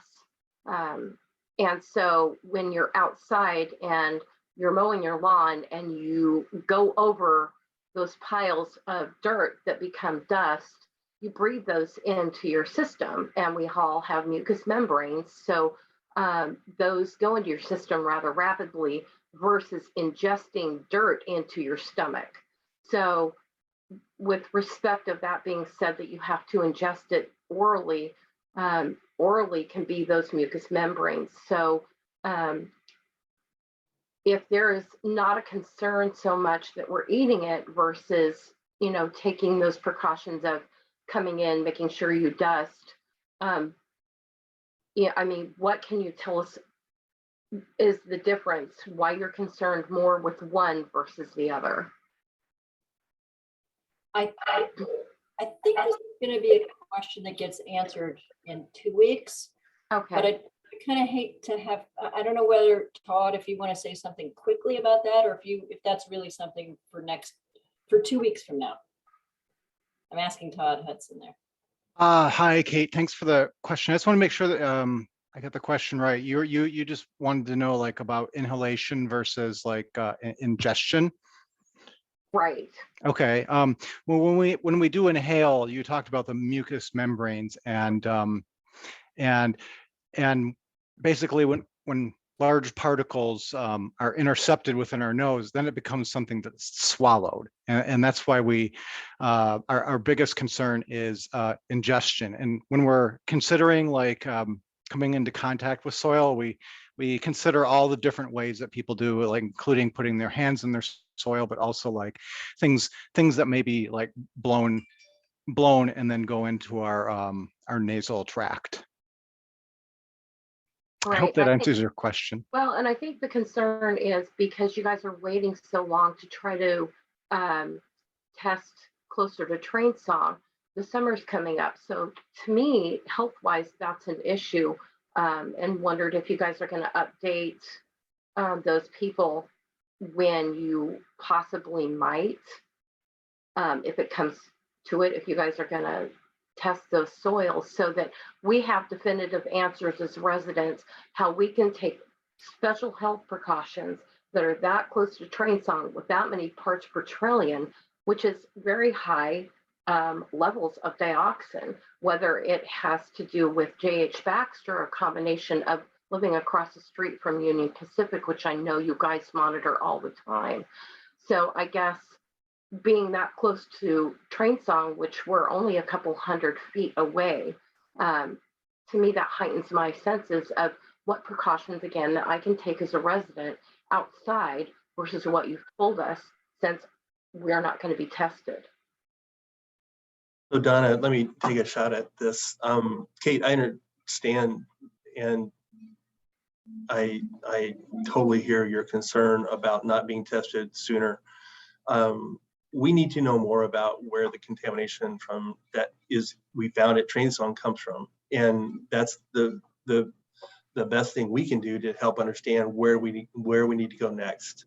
And as we get that information, if we're concerned about there being potential impacts in residential properties near train song, we absolutely will be talking to folks, just like we've been doing in the neighborhood near JH Baxter. We'll be reaching out and saying, hey, we would like to come and do some sampling on your property. And we'll ask you if you're okay with that. We'll ask you to sign a release. And if you're good with that and want us to come and do that, we'll do that. But we're not at the point where we know enough about what's happening in train song. The concern you expressed, though, Susan went through a number of things that are ways that you can protect yourself from having that concern about inhalation. So in other words, trying to keep the dirt out of your house so you don't get dust and kick it up and inhale it, or ultimately ingest it, which is the real concern. So there is information that is available from OHA, and I'm pretty sure OHA will bring that information to the meeting on March 1st. That's going to be, I think, really helpful in terms of what you can do if you're concerned between now and when we find out what the story is at train song. OHA did a really nice job of laying out some pretty straightforward recommendations for how not to, get soil in your home, on you, in you, and that's probably the best thing we can do right now. But just know that as we get more information, we're absolutely going to be reaching out to folks. If we have any concern about people in proximity to train song, you will be hearing from us. Now, is there any place we can go to do our own soil testing? Okay, that is one question that people have asked a number of times. Who's going to answer that one? And then I want to just make sure, if there's anyone else who wants to ask a question, I want to make sure there's time for that. So Kate, thank you for your enthusiasm. I want to double check with some other folks as well. So first, the answer about can people get their own soil tested? Go ahead, Mike. Okay, yes, thank you, Kate. So you can do your own sampling, but it's very important that you do it the right way, get the right tests and follow all the protocols, all that kind of stuff. So if you're interested in doing that, I would highly recommend you email that email address that we showed earlier, or call that phone number, and then we can talk to you about that. We are working on providing some, like adding that to our FAQ, our frequently asked questions document on our website as well. Great. Okay. All right. How about others? Anybody else have a question tonight that you want to ask or comments? Hang on there a second, Leah. I'm just seeing. I'm not seeing other hands pop up. So Leah, go ahead. Yeah. Danila after you. Go ahead, Leah. And yeah, just quickly, Donna, if I might, I don't know if this is helpful, but one thing that was mentioned in the presentation but wasn't focused on, so folks may have missed it. The maps that show the properties that are being sampled next, that are right next to JH Baxter. The reason that you saw the different colors of where we're going next there is because there's a good chance that the contamination on the properties related to JH Baxter, there's a good chance that did come from air deposition. So that's where you're automatically going to start reaching out and in the direction of the wind path.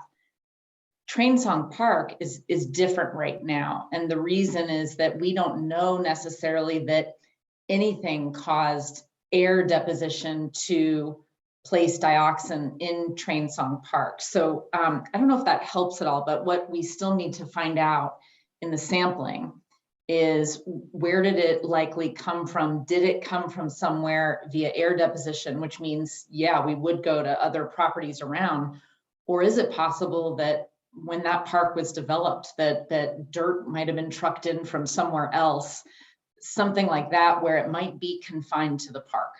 So I hope that might help a bit in how people think about the two different areas. Okay, good. Thank you, Leah. Appreciate that. Danella. Hi there. So here is my question, and it may have been answered by Dylan. Is that that 687-7343 number? My first question, I've just got two.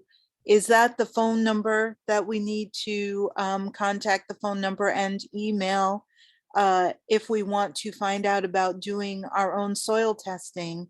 And then Suzanne's question dovetails right with mine, which is, is this an expensive endeavor that we're talking about doing our own soil testing, or considering that we are interested in doing our own soil testing because of this problem? Is there some way that, if you live within a certain mile radius, or if you are, a person that lives in the Bethel area, if you can get a reduced fee or a fee or a free kit to do your own soil testing? Mike? So it is a great question. And unfortunately, it is the analysis is expensive, and making sure that the samples are taken correctly, it can be expensive.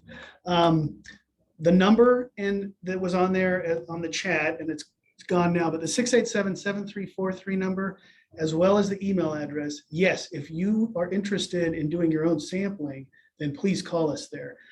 We did have this question. We were talking the other day as our technical team about, is there some kind of like a surrogate type test that you can do that might indicate if dioxins are present? And we have not, come up with anything that would be a less expensive test, but that is something that we are looking into.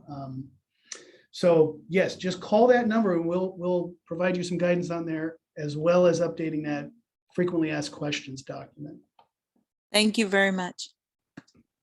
Okay, and I also want to point out in the chat that Todd did provide a link for those of you who were asking questions about gardening to something that the Health Authority has written about healthy gardens. So check that out in the chat. I also want to just note again that we're going to be saving, well, the whole meeting is recorded, and also the chat will be saved. So we will be able to track these questions, look at these questions outside of this meeting. And if there are questions that got missed tonight, make sure that they get answered at Todd's meeting, it's not just Todd, the health authorities meeting on March 1st or some other way. So we'll be working with your community partners to figure out ways to make sure that your questions get answered between now, even between now and the 2 weeks from now. Let's see here. Let's see, Randy Groves, was that to me? Randy Groves would like Lisa Arkin to speak about the work we are doing on risk bonds, tools, and strategies for addressing chronic toxic polluters and the health overlay zone concept. Yeah, I thought that might be a great topic for another community meeting, so we don't detract from the topic at hand tonight, which is the DEQ work to identify toxins and clean up the mess. How about that? Would hope people would be interested in having that. Yeah, that sounds great. Okay, I'm seeing some hands raising as well. That's great. Good, hands raising, thumbs up, anything like that. For those of you who are not having your cameras on, feel free to let us know your thoughts about that. Okay. Any other questions that you might want to ask tonight before we move on?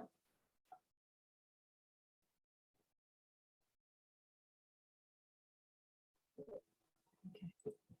All right, really terrific comments and chat there, really good questions from everybody. I really want to thank everybody for coming together tonight again to participate in this conversation. We know that you're concerned. We hear it from your community representatives in the core team. That's how I know it. And I can see that the agency folks are really working every angle they possibly can to be making a difference here. And I hope you are seeing that as well. So stay tuned, check in with Lynn, check in with Lisa, check in with Arjorie, find those ways that you can get the information that you need to be engaged in tracking all of this. Do look at the websites that the agencies have put the links to. And I do see Suzanne, that your hand snuck up there. What do you got there, Suzanne? Yeah, I know Lynn knows. How do you save the chat? How do you save it? Yes, there's a way of saving it to a file, but I don't remember how. All you do is click on chat, and then down over there where you actually type things in, there's 3 dots over on the right, and you click on that, and it says save chat, and you click on that, and then it'll appear on your computer under meeting saved. Okay, good question. And that anybody else who wants to do that, go ahead. And thank you to those people who are putting in there the thanks for answering questions and whatnot. If you have ideas for questions you want from that health meeting on March 1st, you can also communicate those either to Lynn, Arjorie, or Lisa.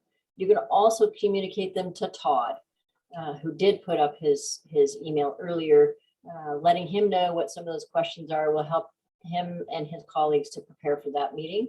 And hopefully that meeting will be not hopefully, that meeting will be as informative and productive as this one. Sorry about that, Todd. So thank you everyone for coming tonight, and we look forward to seeing you on March 1st. Stay tuned for all of this. And Evan, I see your hand raised. One last one sneaking in there. Go ahead. Yeah, I just wanted to let you know that the conversation about the overlay zone is starting to happen. Council does not have it scheduled yet, but I believe that we are going to have a work session on it. So just keep your eyes peeled for the council calendar, the council schedule as far as work sessions that are upcoming over the next few weeks and months. We have some openings, I know in May and a couple in April where we have opportunities to have those conversations. So that's percolating now. Great, wonderful. Thank you for that update. I'm sure everyone appreciates that as well. And I'm seeing, all right, one last time, Todd's really asking for your input. So for all of you who have questions about health issues, please do respond to Todd. So thank you everybody for your time tonight. Really appreciate everybody being here. And thank you, Councilor Evans. Sorry that the problem with me living on the north side of Mount Hood is I didn't spot that. So thank you, Counselor Abbott. It's a pleasure to meet you tonight. Thank you everyone for being here, and we will look forward to seeing you next time round. Take care. Bye-bye. Thank you. Good night. Good night, everybody. Good Thanks night, for coming. everyone. Thanks, everyone, for your time. Thank you. And I will Night. be Thanks, everybody. posting this on the ABC Facebook page. after Thank you, the- everybody. See you on the 1st. Thank And you. on the Beyond Toxics Facebook page. Thanks, Lynn. Bye, thank you, guys. And Beyond Toxic. Thank you, Lynn. Thank you, Lisa. Thanks for Thanks, coming. Donna. Yeah, thank you all. It was great to have you here, Leah. I'm feeding my dog, so I'm kind of in a dark spot. Thanks, Max. Thanks, Steve. Travis gone already. Thanks, Travis. There he is. Thanks to Nancy for being here too, Nancy Payank. And Tomás, muchas gracias para todos. Lo siento. Yeah, and I figured out why we goofed up is because it was just you and me. And so, I unmuted and it worked. But there need to be more than one person. We learned it the hard way, didn't we? Do you want to stop recording? Yeah. And if you stop recording,